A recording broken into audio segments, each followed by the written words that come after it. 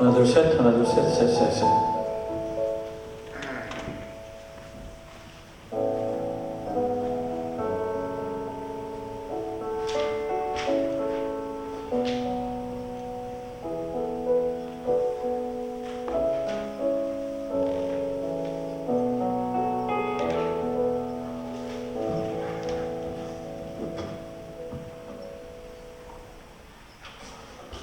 이제 다 같이 일어나셔서 인제 찬양하시고 부활절 또 첫 주 사오신 그 주일날 예배를 하나님께 올려드리겠습니다.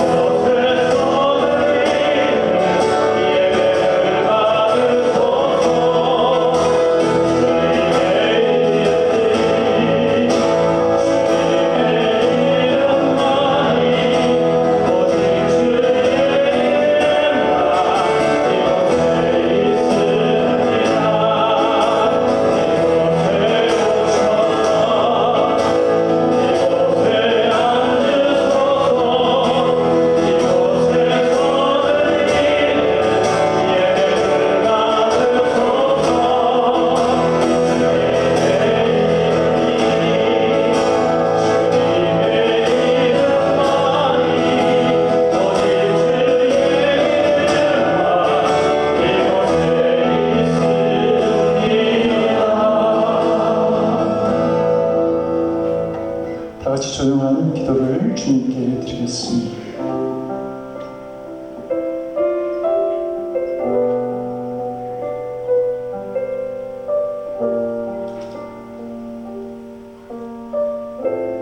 일어나라 빛을 발하라. 이는 내 빛이 일어났고 여호와의 영광이 내 위에 임하였음이니라.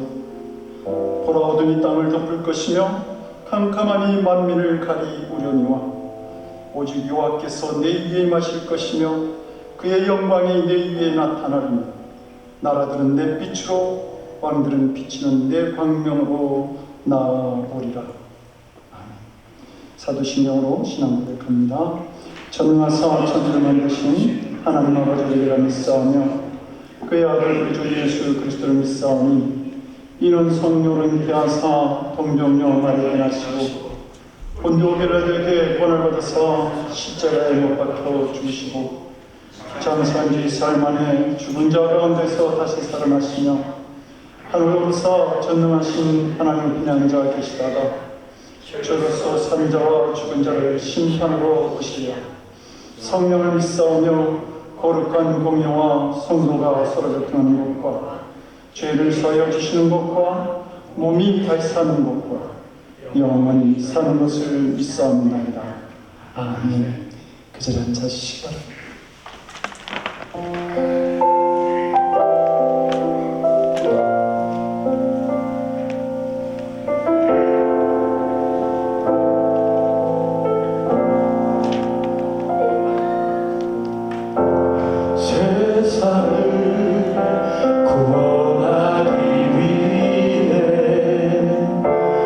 흘려야 할 피가 필요하다면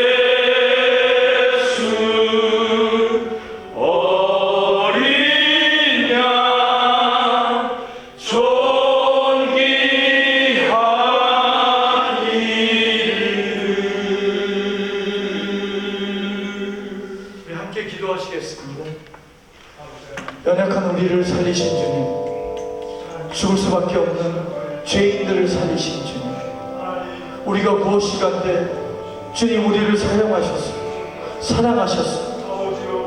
이 많은 죄인을 하나님 구속하셔서 주님의 종이라 말씀하시고 사랑하는 아들이라 말씀하시고 내가 너를 사랑한다 말씀하신 주님 앞에 오늘도 우리가 하나님의 미랄 되기를 소망합니다.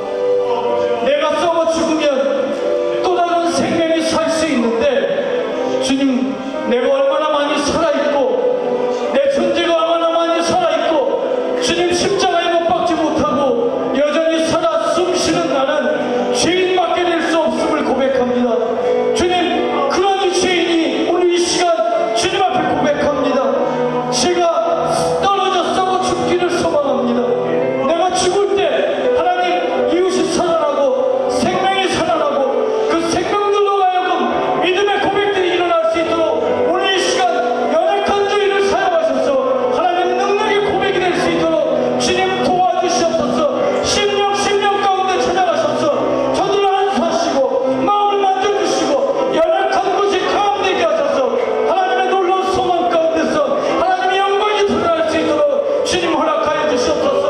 우리의 눈물을 받아주시옵소서. 우리의 한숨을 받아주시옵소서. 그로 인하여서 하나님 우리가 하나님의 썩어진 미련이 됨을 고백할 때 하나님의 생명이 살아나게 하시고 그 생명들로 하여금 하나님 오실 길을 주님 오실 길을 예비하는 그 일들을 감당하게 하여 주시옵소서. 인도하여 주시옵소서. 우리 교회가 우리 그 연약한 지체들이 주님의 미랄 되기를 간절히 소망합니다.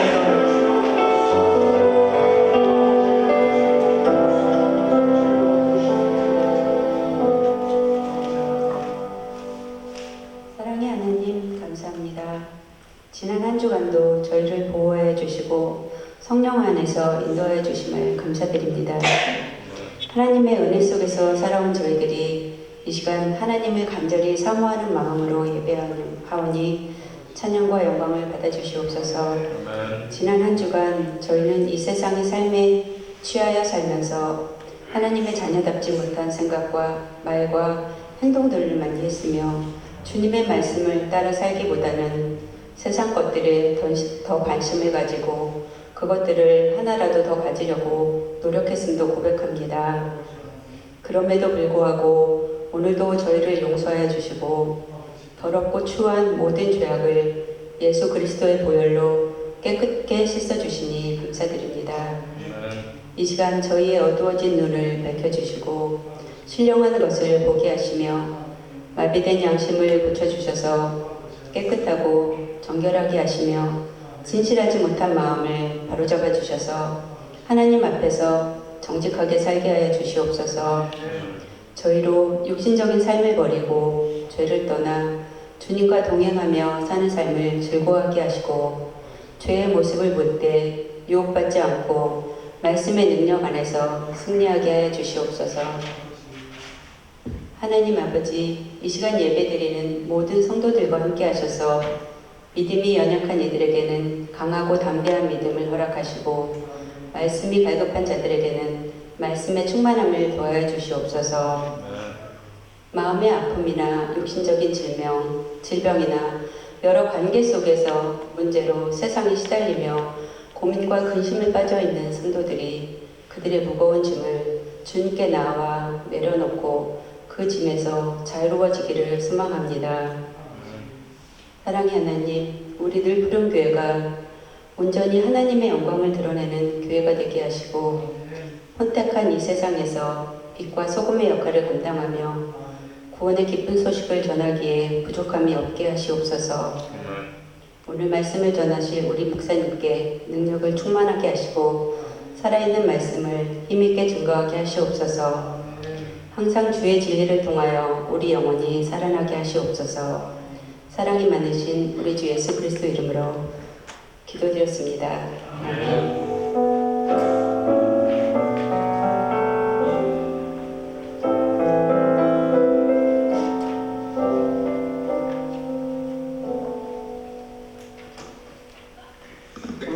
하나님의 말씀 봅니다. 마태복음 9장 35절에서 38절까지의 말씀 35절에서 38절까지 말씀 나누도록 하시고 38절은 합독하도록 하겠습니다. 예수께서 모든 도시와 마을에 두루다니사 그들의 회당에서 가르치시며 천국 복음을 전파하시며 모든 병과 모든 약한 것을 고치시니라.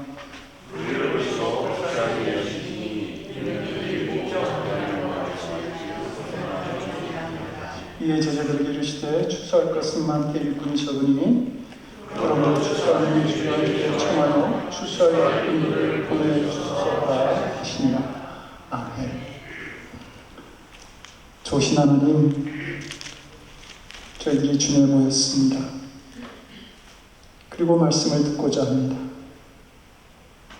이 세상에 많은 이야기들이 있지만 말씀이 우리의 삶의 중심이 되어서 우리가 살아가야 될 목표가 분명한 귀한 삶을 살아가도록 오늘도 우리 안에 역사하여 주시옵소서. 감사드리옵고 예수님 이름으로 기도드립니다. 지난주 수요일 한국에서 목회할 때 같이 임원으로서 지방을 섬기던 그 장로님에게서 연락이 왔습니다. 이번 감리교단에서 하기 선교사 영적 각성 120주년을 맞아서 이제 11개 연회에서 교역자 1명, 평신도 1명, 전도대장을 임명하는데 자신이 서울연회에서 이제 평신도 후보가 되었다고, 그러면서 자기가 꼭 그 전도대장이 됐으면 좋겠다고 좀 기도를 부탁한다는 연락이었습니다. 그분은 매주 광화문에서 거리 전도를 하고, 그리고 한국에서 큰 행사가 있을 때마다 그 행사하는 곳에 찾아가서, 그게 국제적인 행사든 국내적인 행사든 가서 외국인이든 내국인이든 가서 전도하시는 분이었습니다. 그러면서 그분이 마지막에 다른 건 몰라도 전도에 대한 상을 꼭 받고 싶다, 그렇게 기도해달라는 부탁이었습니다. 하나님에게 있어서 가장 중요한 사람은 전도자입니다. 그래서 복음을 전하는 전도자에 대해서 아름답다, 좋은 소식을 전하는 자들의 발휘하고 칭찬해 주신 것입니다.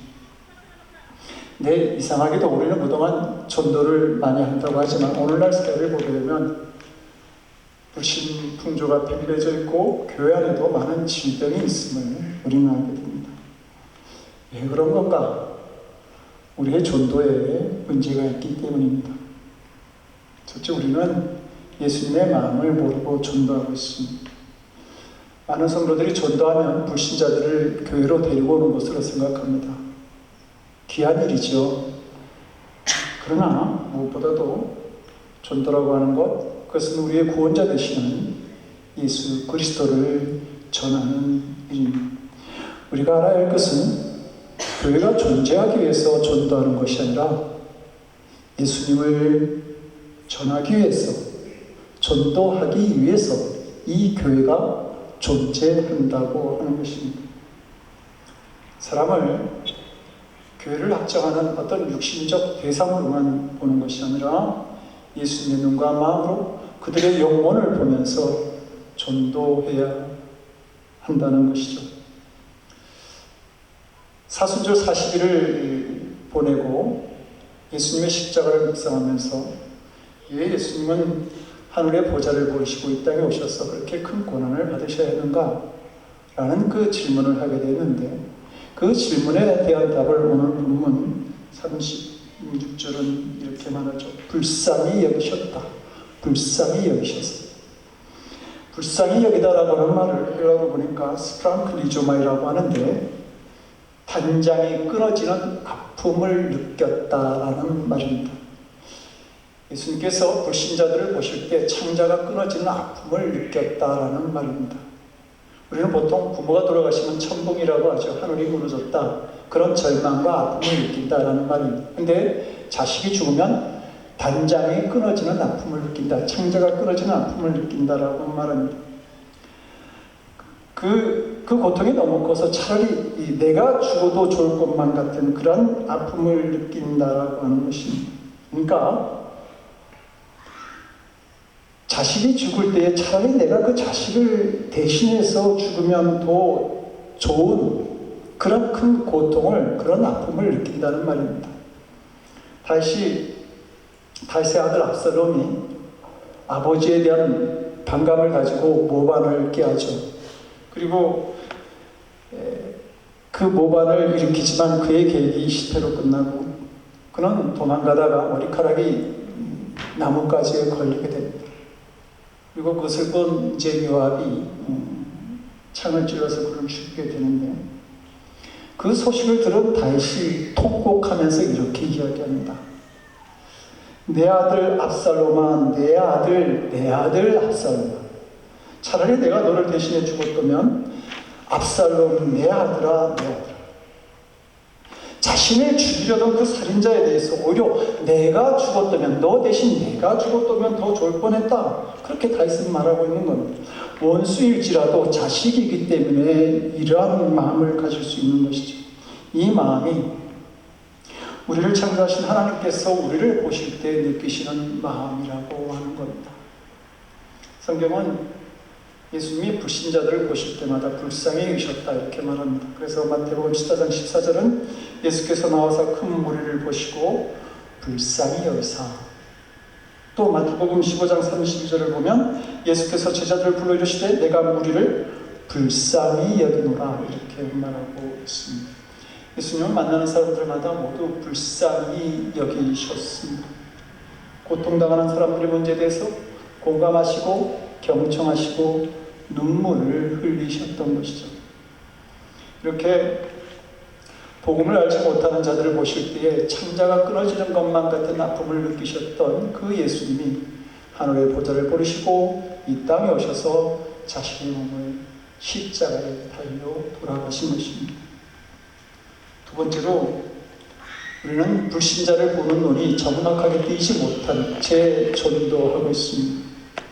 우리는 불신자의 비참한 상태를 잘 모르고 예수님께서 어떻게 그들을 구원하실 수 있는지를 모르기 때문에 전도가 강력한 구원의 역사를 일으키지 못하고 있습니다. 여러분, 우리가 불신자들을 보는 눈이 열려야 합니다.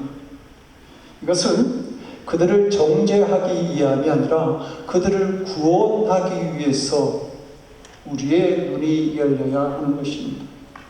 그들의 상태를 정확히 모르면 그들을 향한 간절한 마음이 없게 됩니다. 불쌍한 마음, 절박한 마음이 생기지 않는 것이죠. 그러면 구원받지 못한 채 살아가는 그 불신자들의 진정한 실상은 무엇인가? 오늘 본문을 보니까 그들이 목적 없는 양같이 고생하며 기진함이라고 가르쳐주고 있습니다. 불신자들의 상태가 목적 없는 양이다 이렇게 말하는 것이죠. 양은 약한 동물을 상징합니다. 양은 자기 몸을 보호할 수 있는 날카로운 이빨이나 뿔도 없고 말처럼 빗발질도 할 줄 모릅니다. 날카로운 발톱도 없고 비탈진 길을 혼자 올라가지도 못해서 메고 올라가야 합니다. 양은 겁이 많아서 시냇 물소리만 들어도 도망을 가고 매우 어리석은 동물이라서 매일 먹는 풀인데 이게 먹어도 되는 풀인지 먹어도 되지 않는 풀인지도 모른다고 합니다.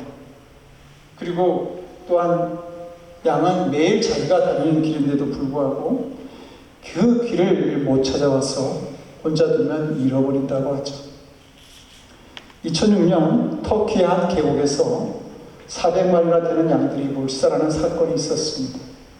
앞서가며 양들을 인도하던 그 리더 양이 이 폭이 15m나 되는 그 계곡을 뛰어넘겠다고 홀짝 뛰다가 떨어져 죽었는데, 그 뒤를 이어서 400마리나 되는 양들이 계속 그 뒤를 이어가다가 그렇게 죽게 된 사건.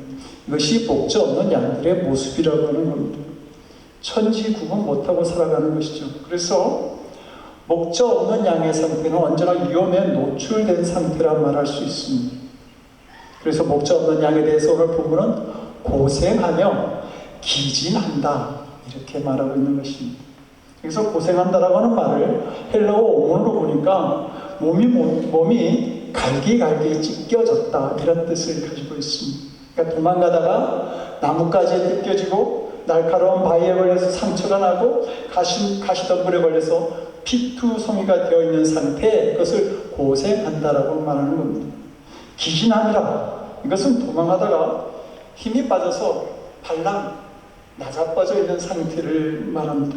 이때 신속하게 목자가 달려가서 그 양을 일으켜 세워주지 않으면 내장이 꼬여서 죽거나 아니면 짐승에 잡혀 죽게 되는 것이죠.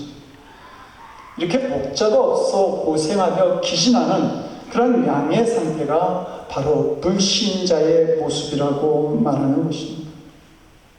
정확하게 말하면 불신자들은 하나님으로부터 떨어져 나와서 분리되어 살아가는 사람들입니다.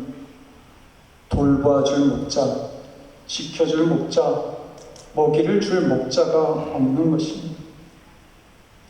하나님을 떠난 인간들이 철학과 어떤 사상을 통해서 정신적인 유익과 어떤 만족을 누려보려고 하지만 이 철학자들, 사상가들의 주장이라고 하는 것은 우리를 허무주의에 빠뜨릴 때가 많이 있습니다. 사람들이 이념을 통해서 자신들이 살아갈 방향을 세우려고 하지만 이 이념이 만들어내는 것은 다툼과 전쟁들입니다. 문명을 통해서 삶의 편리함, 어떤 안락함을 누려보려고 하지만 이 문명들이 오히려 더 큰 문제를 만들어내고 있는 것을 우리는 오늘 수없이 경험하고 있습니다. 그러므로 우리들에게 필요한 것, 그것은 지식이나 이념, 또 물질, 문명 이런 것이 아니라 우리의 삶의 인도자, 보호자, 위로자가 필요하다는 말입니다. 그런데 사람들에게 이 목자가 없습니다. 목자 없는 양은 그 자체가 고통과 불안과 저주 속에 살아가는 것이죠. 그러다가 짐승에 물려 죽든지 지쳐서 죽든지 하는 것입니다. 이것이 불신자들의 삶입니다. 누가복음을 보게 되면 집을 떠난 탕자의 이야기가 나옵니다. 그는 돈이면 다 잘 될 줄 알았습니다. 계획도 있었고 친구도 있었습니다. 그런데 살아보니까 그게 아니었습니다. 망했습니다. 그 탕자에게 가장 필요한 것은 아버지였습니다. 근데 그것을 그는 몰랐던 것이죠.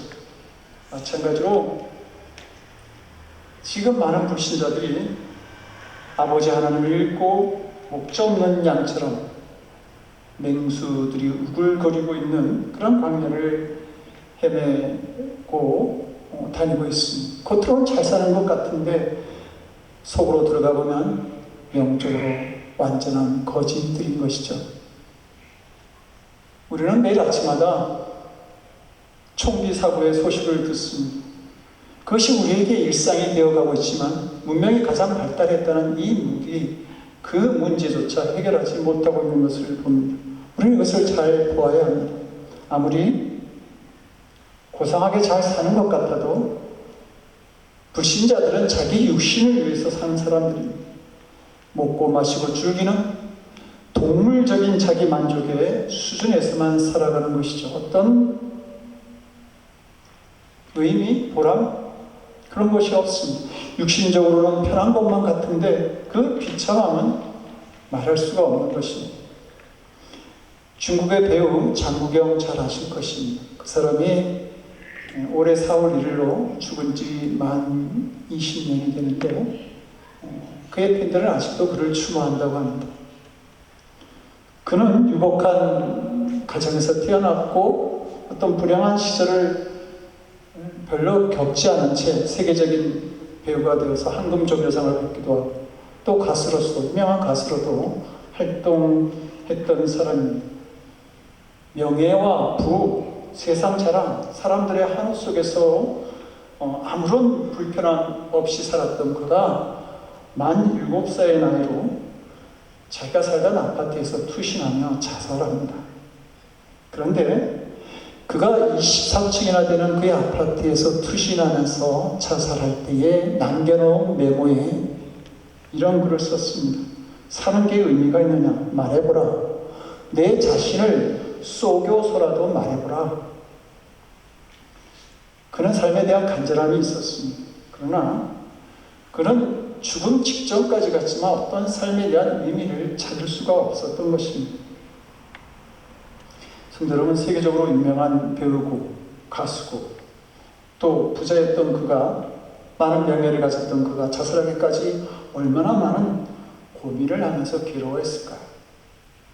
착각해서는, 우리가 착각해서는 안 됩니다. 돈이면 다 돼. 명예나 권력이 있으면 다 되는 거지. 그것은 우리가 일으키는 인생의 착각입니다.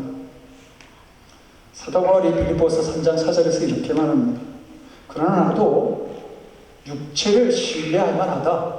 나도 육체를 신뢰할 만하며 괜찮다는 거죠. 먹고 사는 것, 세상에 사는 것, 잘 나가고 있다는 거죠. 나도 육체를 신뢰할 만하며 만일 누구든지 다른 이가 육체를 신뢰할 것이 있는 줄로 생각하면 나는 더욱 그러하리라. 야, 누가 자기의 어떤 권력이나 명예나 재물이나 이런 거 자랑하느냐? 나는 더욱 그러해. 지금 그렇게 말하고 있는 겁니다. 그는 권력이나 재물이나 지식이나 지위나 이런 것을 풍성하게 누리고 있었던 것입니다. 근데 그가 하는 말이 뭡니까? 나 이런 거 모든 거 다 배설물처럼 버렸어. 마지막에 그렇게 말하지 않습니까? 하나님의 사랑을 알게 되었더니, 예수님의 십자가를 알게 되었더니 이런 것들이 배설물처럼 악취나는 것들임을 알게 되었다라고 하는 것입니다. 그래서 그는 그 모든 것을 배설물처럼 버렸다라고 말합니다.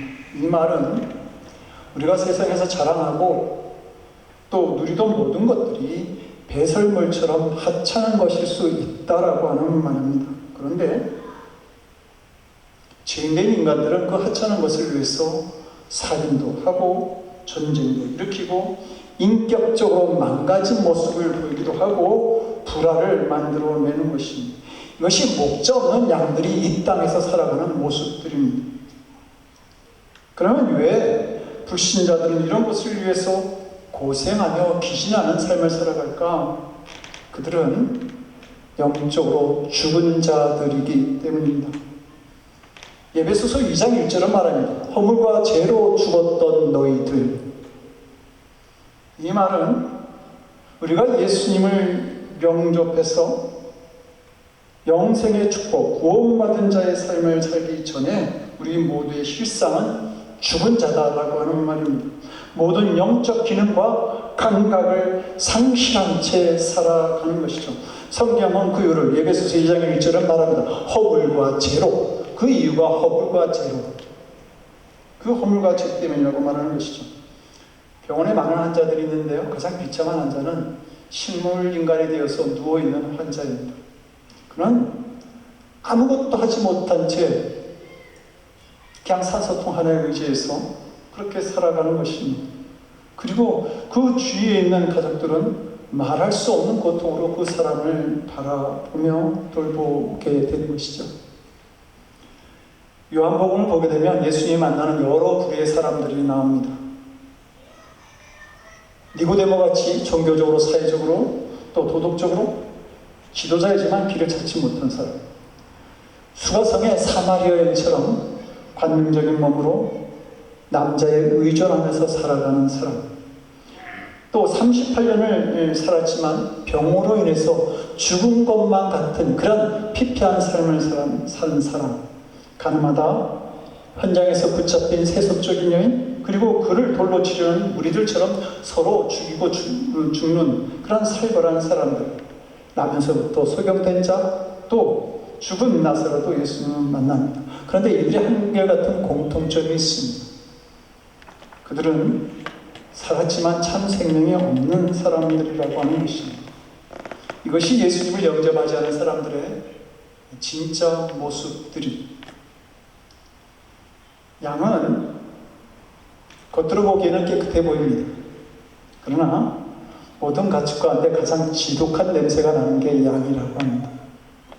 어찌 보면 가장 더러운 동물 중에 하나라고 그렇게 말을 합니다. 이것이 본래 우리가 가진 인간의 모습이기도 합니다. 그래서 그렇게 말하잖아요. 사람은 사랑의 대상이지 신뢰의 대상은 아니다. 멀리서 보면 깨끗해 보이지만 가까이서 오면 악취가 나는 것입니다. 죽은 사람의 특징이 이런 것 아닙니까? 생명기능이 정지되어 있어서 생명의 감각도 없고 썩은 냄새를 풍기는 것입니다. 불신자들이 하나님을 만지거나 느낄 수도 들을 수도 없는 것입니다. 믿음도 기도도 없고 물론 구주 되신 예수님도 알 수가 없습니다. 무신론자처럼 영적인 갈망조차 없습니다. 영혼이 죽었기 때문에 그들은 죄도 모릅니다. 사람이 사람답다라고 하는 것은 부끄러움을 아는 것이거든요.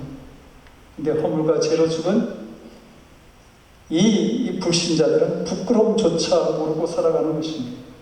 그리고 돈, 권력, 편견, 비난, 욕심, 이기주의, 자기자랑, 다툼, 질투 이런 것들로 인해서 그냥 악취를 풍기면서 살아가는 것이죠. 그런데 예수님은 이 불신자의 소속을 요한복음 8장 44절에서 마귀의 자식이다 이렇게 말하고 있습니다. 마귀에 붙잡혀 살아가고 있기 때문에 이런 악취를 풍기며 살아가고 있다고 말씀하고 있는 것입니다. 자신의 뜻과는 상관없이 마귀의 일들을 하면서 살아가는 것이죠. 요한복음 8장 34절에서 다시 말씀하시기를 죄 짓는 자들마다 죄의 종이다 이렇게 말씀합니다. 출애굽기 3장을 보게 되면 하나님께서 히브리 민족을 출애굽시키기 이전에 그들이 종살이하지 않습니까? 그런 것처럼 누구나 죄의 종살이하는 인간이라고 하는 겁니다. 영적으로 노예와 종된 삶을 살아가는 것입니다. 에베소서 2장은 이 세상과 사람 사이의 역사는 마귀의 비밀을 고발하고 있는데 이렇게 말씀합니다. 불신자의 안에는 불순종의 영이 역사하고 있다. 이 세상의 역사하는 마귀의 모습에 대해서 불순종의 영이 역사하고 있다 이렇게 말씀하고 있습니다. 마귀는 하나님의 피조물인 이 인간들을 불순종하게 만들어서 타락하게 만든 후에 자기 손아귀에 집어넣는 겁니다. 자기가 지배하려고 하는 것이죠. 귀신을 섬기며 사는 사람들은 이사도 마음대로 못한다고 하죠. 손이 없는 날, 악기가 없는 날을 택해서 해야 되기 때문입니다. 근데 그것이 저는 한국에서만 있는 일인 줄 알았습니다. 미국에도 이런 마귀의 역사가 있다고 하는 이야기를 들었습니다. 마귀에 사로잡힌 그들은 날짜에 매이고 운수에 매이고 터 자리에 매이고 일들마다 점장이한테 물어봐야 하고 고사를 지내고 사람들은 여기저기서 마음으로 믿든 안 믿든 귀신에게 절을 하며 살아갑니다. 귀신이 섬김을 받는 사회를 만들고 있는 것이죠. 이것이 바로 귀신이 사람의 영을 장악하고 있다고 하는 사실을 보여줍니다. 근데 성도 여러분, 계시록 14장은 우상과 귀신을 섬기는 자들에 대해서 불과 유황으로 된 지옥에서 세세토록 고난을 받을 것이라고 분명히 말씀하고 있습니다. 말하자면 불신자들은 하나님의 진노의 대상이 된다라고 하는 말입니다. 창세기 3장을 보게 되면 사람이 마귀가 시키는 일을 함으로 인해서 하나님 앞에 범죄하게 되죠. 그리고 그때부터 인간에게는 고통과 실패 그리고 육신의 고난과 죽음이 시작되어집니다.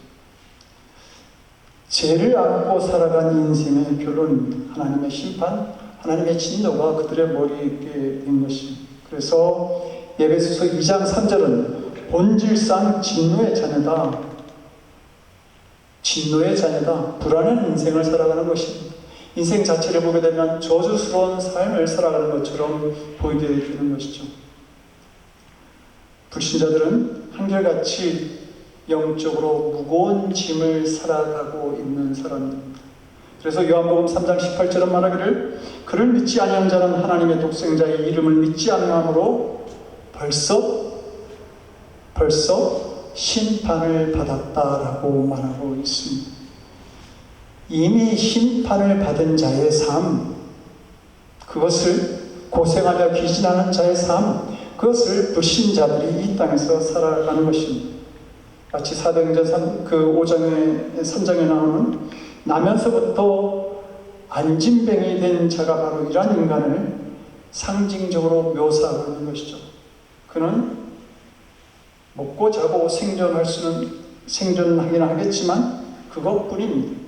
인생에 무슨 의미나 보람을 찾지 못하게 되는 것이죠. 살아서 고통스러울 뿐만 아니라 죽어서 더 큰 문제입니다. 로마서 6장 23절은 죄의 삭슨 사망이다 분명히 말합니다.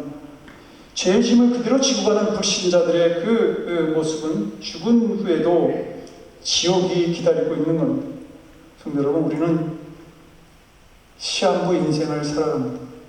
그런데 그 시한부 인생의 다음에 기다리고 있는 것을 히브리서 9장 27절은 이렇게 말합니다.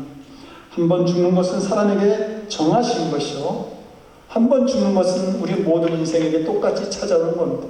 정하신 것이요, 그 후에는 심판이 있으리라. 이것이 예수님을 알지 못하는 불신자들의 상태라고 하는 겁니다. 어느 누구도 여기서 빠져나갈 수 없습니다. 어떤 왕도, 학자도, 부자도 예일 수 없다라고 하는 겁니다. 어떤 것도 이 사람들을 구원할 수 없습니다. 이것을 볼 수 있어야 합니다. 성도 여러분, 우리는 모두 양과 같아서 약하고 참 어리석습니다. 예수님 없는 우리의 삶이라고 하는 것, 그것은 목자 없는 양과 같아서 이리저리 찢기고 피 흘리고 그렇게 살아가는데 닦아줄 사람이 없습니다. 허둥대며 인생을 달려왔는데 쓰러지고 넘어지는데 나를 일으켜줄 사람이 없는 것입니다. 그러므로 성도 여러분, 우리가 사람을 보는 눈이, 불신자들을 보는 눈이 열려야 합니다. 불신자 중에는 갈급한 그러한 사람들이 어디에든지 숨어 있습니다. 그들이 속으로 울부짖는 소리를 먼저 믿은 우리들이 들을 수 있어야 합니다. 그리고 갈급한 자를 찾을 수 있어야 합니다. 그들은 교회 안에도 있고 병원에서도 신음하고 있습니다. 지방 구석에서 남몰래 숨어 눈물 짓고 있을 수 있고 화려한 쇼핑몰에서도 방황할 수 있습니다. 한문의 현장에서도 영적 거지로 그렇게 살아갈 수도 있겠죠. 우리는 불신자들은 하나님을 떠났다는 것, 마귀의 손에 사로잡혀 산다고 하는 것, 그리고 모든 인생의 문제가 여기서 출발한다고 하는 사실을 먼저 분명히 알아야 합니다. 그리고 이것을 우리가 불신자들에게 분명히 전할 수 있어야 합니다. 나아가 우리 인생의 문제 해결책은 오직 우리의 선한 목자 되시는 예수님을 믿고 영접할 수밖에 없다고 하는 사실, 그리고 그럴 때에 우리가 반드시 마귀와 죄의 권세에서 벗어나서 구원함과 자유함을 누릴 수 있게 된다고 하는 진리를 알려줘야 합니다. 이 확신이 있고 눈이 열리면 그때부터 전도가 시작되어지는 것이죠. 어제 김성근 권사님이 교회 카톡방에 사도행전 5장 14절의 말씀을 올려주셨어요. 믿고 죽기에 나오는 자가 더 많으니 남녀의 큰 불이더라. 이런 역사가 우리가 불신자들의 상태를 바로 볼 때에 시작되어진다라고 하는 겁니다. 우리를 구원할 지위가 어디에 있는지, 우리의 선한 목자 되시는 분이 누구인지 우리가 분명히 알게 될 때에 이러한 역사를 만들어낼 수 있습니다. 성도 여러분, 우리는 우리 인생의 선한 목자 되시는 예수님을 소유한 분들 아닙니까? 우리는 찬양을 통해서, 오늘 찬양을 통해서도 참 생명 되시는 그 예수님을 고백하지 않았습니까? 베드로는 자기가 소유한 구주 예수님의 이름으로 나면서부터 성전 미문에서 40년 동안 동냥이나 하던 그 안진뱅이를 일으킵니다. 그럴 때 40년 만에 처음 걸어본 그 안진뱅이는 성전을 향해서 가면서 찬송을 하게 되죠. 우리도 베드로처럼 나가서 영적으로 안진뱅이 된 사람들을 일으킬 수 있기를 바랍니다. 주의 죽어가는 자들을 주님께 인도할 수 있는 이 늘푸른 교회, 또 늘푸른 교회 성도들 될 수 있기를 주님의 이름으로 기도드립니다. 기도하겠습니다. 우리를 불쌍히 여기시네 자신의 몸을 들여 우리를 구원하신 주님, 이제 우리가 주님의 사명 감당하는 자들이 되기를 원합니다. 지혜와 허물로 방황하며 고통과 두려움에 떠는 자들을 생명의 길로 주님 인도하기를 원합니다. 우리의 영적인 눈을 분명히 뜨게 해주셔서 그들의 실상을 바로 알게 하시고, 하나님 그들을 주님의 전으로 우리의 참된 생명이 되시는 그리스도를 그들에게 전해줄 수 있는 귀한 전도자의 사명을 감당하는 우리들 되도록 주여 도와주시옵소서. 우리의 양과 같은 우리를 언제나 인도하시는 우리의 선한 목자 되시는 예수님 이름 받들어 간절히 기도드리옵나이다. 아멘. 찬송가 515장 찬송하시겠습니다.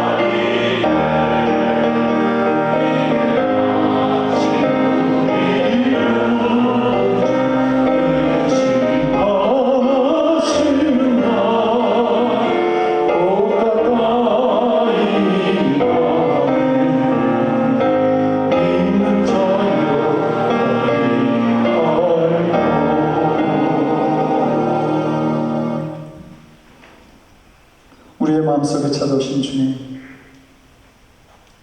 우리 안에 계신 주님의 눈으로 하나님 불신자들을 보게 하시고 그들의 영을 향한 간절한 마음을 우리가 가질 수 있도록 도와주시옵소서.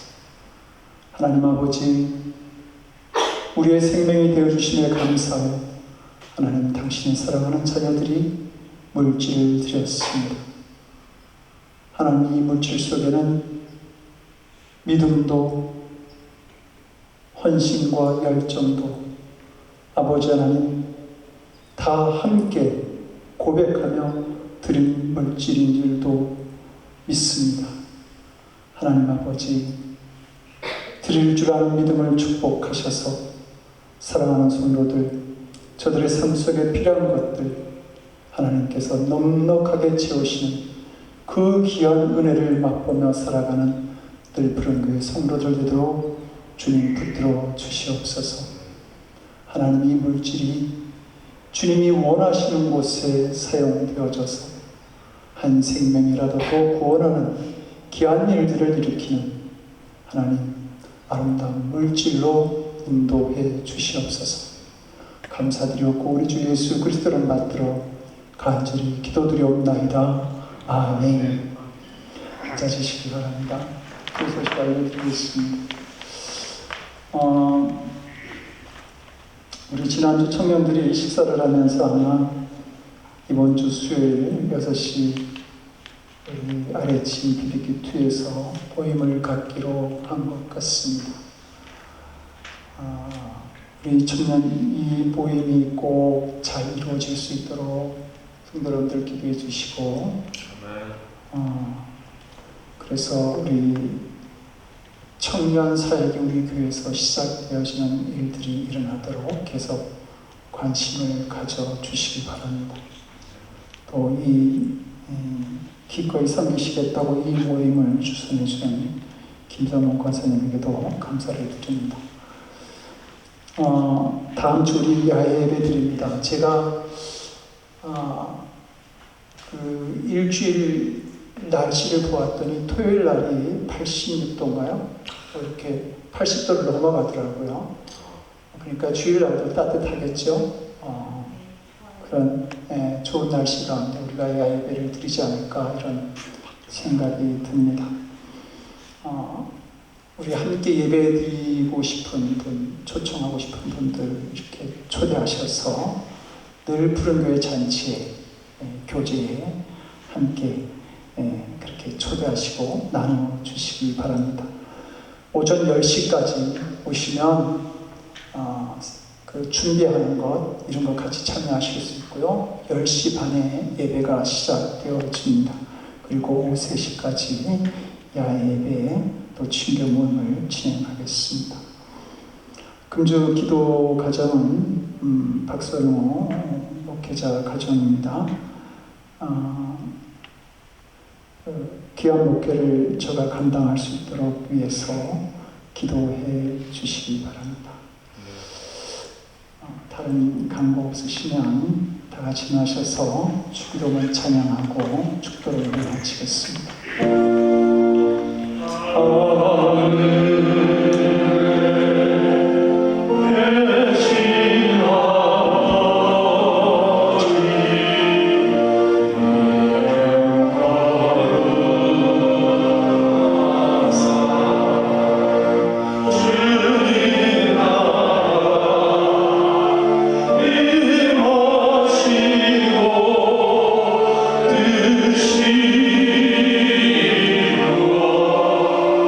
주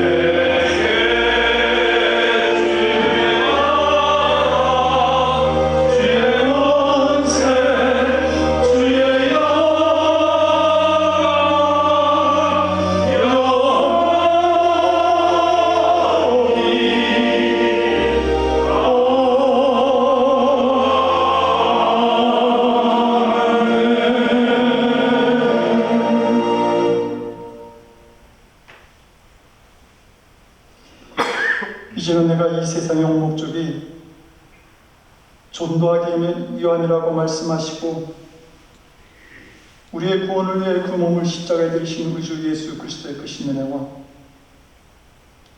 독생자의 죽음을 통해서라도 죄인된 우리를 다시 구원의 자리로 부르시는 아버지 하나님의 극진하신 사랑하심과 죄와 허물로 방황하는 우리들에게 찾아오셔서 구원의 복음을 깨닫게 하시는 성령님의 감화 감동, 우리 안에 교통하시고 역사하시는 놀라우신 은총, 우리 주변에 있는 불신자들의 상태를 바라보고 그들의 영혼을 주님께 인도하기를 원하는 거룩한 성도들 머리 위에 땅끝에서 불신자들에게 복음을 전함으로 주님의 평안으로 인도하기를 원하는 선교사님들 위해 지금으로부터 영원토록 함께하옵시기를 간절히 축원드리옵나이다.